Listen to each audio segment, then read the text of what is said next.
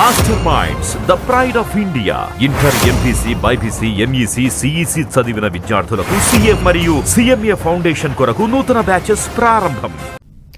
కాంగ్రెస్ అంటేనే different politics. Congress లో రాజకీయం చేయడం అంటే ఆషామాషి వ్యవహారం కాదు. గ్రూపులు, విభేదాలు చాలా కామన్. అయినా ది గ్రాండ్ ఓల్డ్ పార్టీలో చాలా కాలం నుంచి మార్పు వచ్చింది. ఆ మార్పు ఫలితమే అధికారం. కానీ తాజాగా రాజకీయాలు గమనిస్తే కాంగ్రెస్ లో పాత వాసనలు పోలేదా అనే డౌట్ వస్తోంది. ఇలా ఎందుకు చెప్పాల్సి వస్తుందంటే గత 2 రోజులుగా హాట్ గా కనిపించిన జగిత్యాల ఎపిసోడే. సిట్టింగ్ ఎమ్మెల్యే చేరికతో రివర్స్ అయిన ఎమ్మెల్సీ జీవన్ రెడ్డి టీపీసీసీలో హాట్ డిబేట్ కి తెరలేపారు. అసలు జీవన్ రెడ్డికి అంత కోపం ఎందుకు వచ్చింది అనేది తెలుసుకోవాలంటే ఆ సీనియర్ నేత పొలిటికల్ జర్నీపై ఓ లుక్కేయాల్సిందే.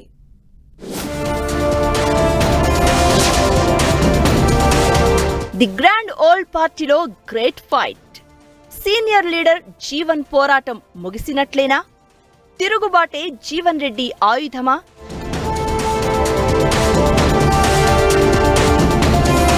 తాటిపర్తి జీవన్ రెడ్డి అలియాస్ టి జీవన్ రెడ్డి కాంగ్రెస్ లో సీనియర్ నేత.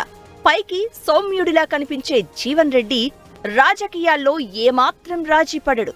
సుదీర్ఘ రాజకీయ జీవితంలో అనేక ఎత్తుపల్లాలు అనుభవించారు. ఉమ్మడి కరీంనగర్ జిల్లాలో జగిత్యాల శాసనసభ నియోజకవర్గం నుంచి 6 సార్లు ఎమ్మెల్యేగా గెలుపొందిన జీవన్ రెడ్డి ఉమ్మడి రాష్ట్రంలో 3 సార్లు మంత్రిగా పనిచేశారు. 1983లో టీడీపీలో చేరి పొలిటికల్ కెరియర్ స్టార్ట్ చేసిన జీవన్ రెడ్డి ఎమ్మెల్యేగా తొలిసారి శాసనసభలో అడుగుపెట్టిన మొదటిసారే ఎన్టీఆర్ మంత్రివర్గంలో ఎక్సైజ్ శాఖ మంత్రిగా పనిచేశారు. ఆ తర్వాత ఎన్టీఆర్ పై నాదెండ్ల భాస్కర్ రావు తిరుగుబాటు చేసినప్పుడు నాదెండ్ల వైపు నిలిచిన జీవన్ రెడ్డి ఆ తర్వాత కాంగ్రెస్ లో చేరారు. 1985లో కాంగ్రెస్ ఎమ్మెల్యేగా పోటీ చేసి ఓడినా 1989లో మళ్లీ గెలిచి శాసనసభలో అడుగుపెట్టారు. ఆ తర్వాత 1994లో 4వసారి ఎమ్మెల్యేగా పోటీ చేసి ఓడిన జీవన్ రెడ్డి 1996 ఉప ఎన్నికల్లో గెలిచారు.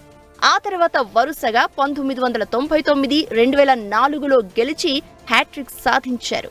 కాంగ్రెస్ లో సహజంగా ఉండే గ్రూప్ పాలిటిక్స్ లో భాగంగా మొదట్లో వైఎస్ఆర్ కు వ్యతిరేకంగా ఉండేవారు జీవన్ రెడ్డి.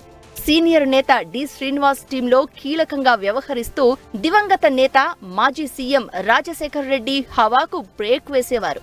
ఈ కారణంగానే 2004లో పార్టీ అధికారంలోకి వచ్చినా వైఎస్ క్యాబినెట్ లో స్థానం దక్కించుకోలేకపోయారు.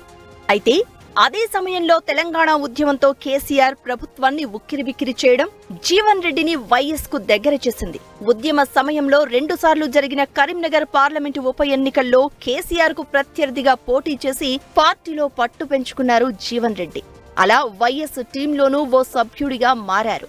ఈ క్రమంలోనే వైఎస్ మంత్రివర్గంలో R&B మినిస్టర్ అయ్యారు జీవన్ రెడ్డి.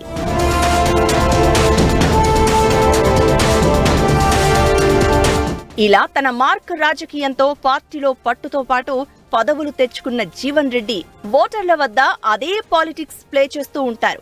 గత 2-3 ఎన్నికల నుంచి ఇవే చివరి ఎన్నికలంటూ పోటీకి దిగడం, ఆ ఎన్నికల్లో ఫలితాలు చేదుగా వచ్చాయని మరో ఎన్నికకు రెడీ అవడం జీవన్ రెడ్డి ప్రత్యేకతగా మారింది.